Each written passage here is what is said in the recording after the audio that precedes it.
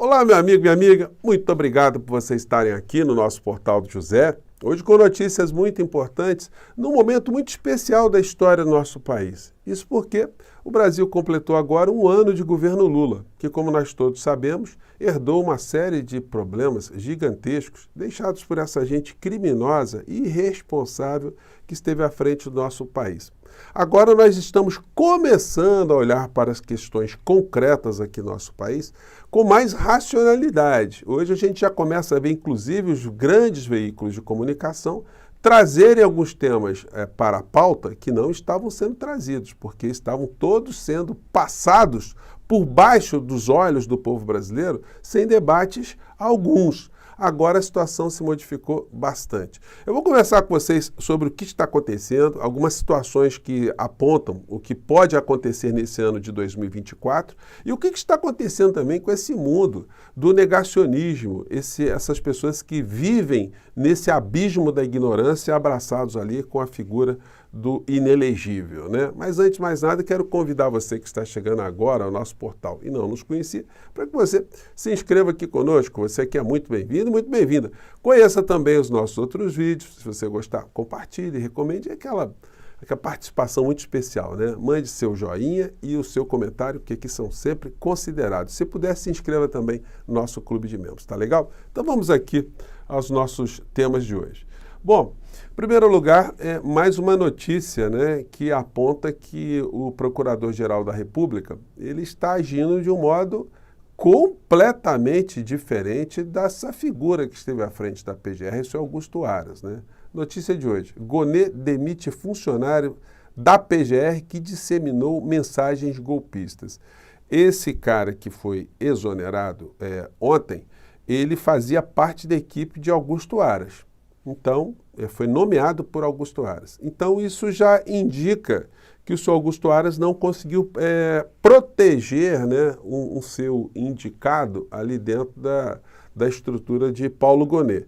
Então, esse é mais um ponto que está deixando, né, cada vez mais os bolsonaristas desesperados, porque eles centraram muitas atenções para evitar que Flávio Dino fosse nomeado, né, finalmente como ministro do Supremo Tribunal Federal e esqueceram ou simplesmente se desguarneceram com a figura do Paulo Gonê, que se tinha uma notícia que era um conservador, um homem defendendo pautas conservadoras.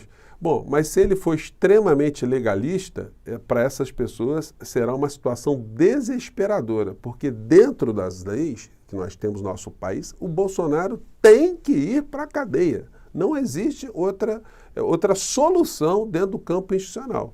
Porque senão, de fato, nós teremos aqui no Brasil a premiação do genocídio, do assalto, da destruição da democracia ou da tentativa da destruição da democracia, que eu vou mostrar aqui para vocês uma cena que mostra que essa gente precisa ser permanentemente combatida em função daquilo que eles fazem, né, e dizem. Bom, o Eduardo Bananinha fez uma publicação sempre cáustica, né? Para essa gente, nós não vivemos mais numa democracia, o Brasil está vendo a ditadura. Aí ele coloca o seguinte post: censura total, prisões em massa, campos de concentração.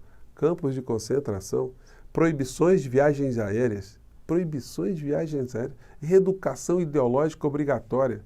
Tais são as promessas que os comunistas no poder vão cumprir à risca. Não espere deles nenhuma ponderação, nenhuma tolerância, nenhuma normalidade.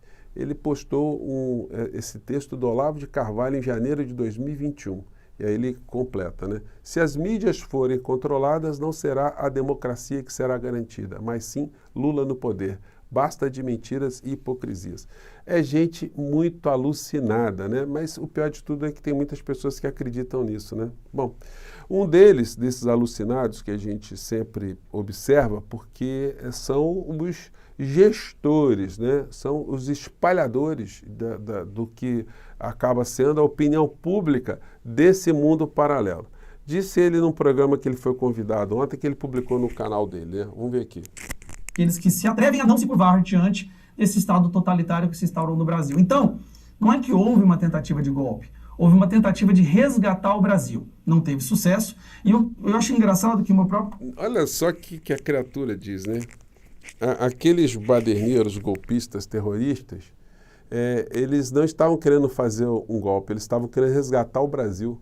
Resgatar o Brasil do quê, né? Então, enfim, réu confesso, né? Ele está na mira também dos inquéritos e a situação para ele, em breve, não será muito agradável. Bom, e aí a gente deixando um pouco de lado essa gente, nós começamos a voltar aqui para analisar algumas questões concretas da realidade concreta aqui do nosso país. E hoje o editorial do Jornalão, principal veículo de comunicação do nosso país, tem o seguinte editorial: piora fiscal põe em xeque plano de zerar o déficit aumentando receitas. Ou Ben Haddad apresenta projeto de corte de gastos, ou então jogará fora a credibilidade que conquistou. Bom, cortar gastos aonde? Eles pedem, por um lado, que o governo, né, faça cortes, mas eles não indicam onde que tem que ser feito, poderiam ser feitos esses cortes. E, ao mesmo lado, eles defendem pautas como essa aqui, exposta nessa matéria. Pacheco vai se reunir com Haddad para decidir sobre MP que reonera setores. Eles querem que vários setores aqui no nosso país não paguem impostos. Se alguns setores não pagam impostos, eu pago, você paga, o cidadão comum paga, então fica hipócrita demais esse discurso, né? Se corta gastos, mas de quem? Vai cortar da educação, vai cortar da saúde, vai cortar de saneamento básico, ou vai cortar de uma área que eles não tocam de jeito nenhum, que são os juros, né? Os juros que o Brasil, a ciranda financeira que o Brasil vive. Ontem eu mostrei para vocês essa situação aqui, ó. Eles colocam no jornal econômico deles apenas como uma informação de rodapé, essa aqui. País gasta com juros 25% da receita fiscal. Em janeiro do ano passado, o idêntico relatório da ONU tinha mostrado que o pagamento de juros pelo governo brasileiro representou cerca de 23% das receitas fiscais, arrecadação de impostos, taxas alfandegárias. Em 2022 era de 20%, em 2023, 25%. Bom, então eles querem que corte aqui, no final eles repetem, né? Ou Ben Haddad apresenta logo um plano de cortes e otimização dos gastos, ou então lançará pelos ares a credibilidade tão duramente conquistada.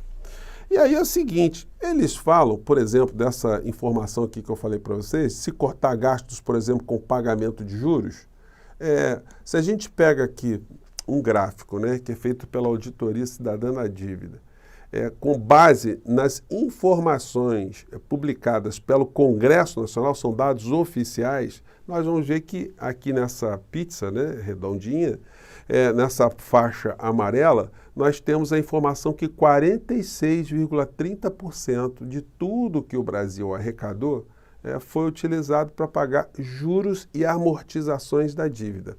1,879 bilhões de reais. Por que esse assunto não é colocado em discussão?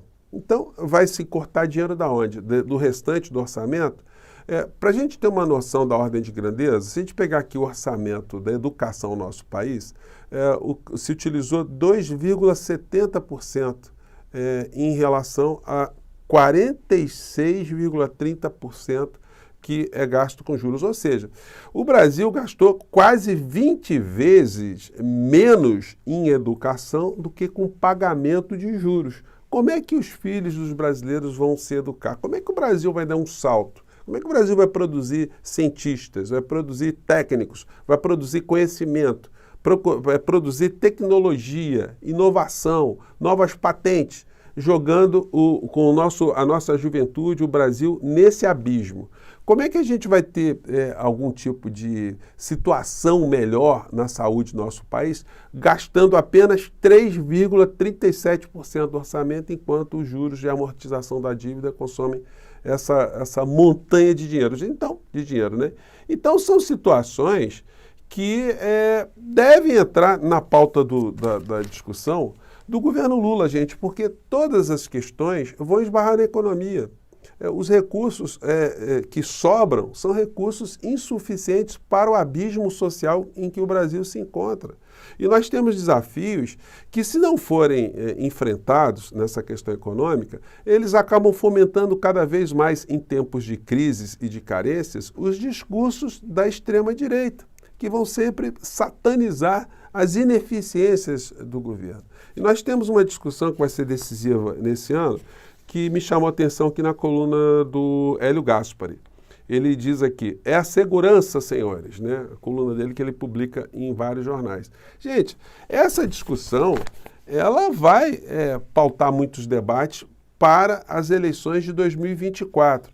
E ela está ligada a vários fatores, né? A desigualdade social, que produz bolsões de miséria, que produz violência, como a gente está vendo agora, por exemplo, no Equador, que é um país de terceiro mundo com abismos sociais, com carências infinitas, e aí você tem um manancial gigantesco de jovens que são cooptados para atividades criminosas, que é uma característica de todas as nações que têm esses tipos de problemas, né?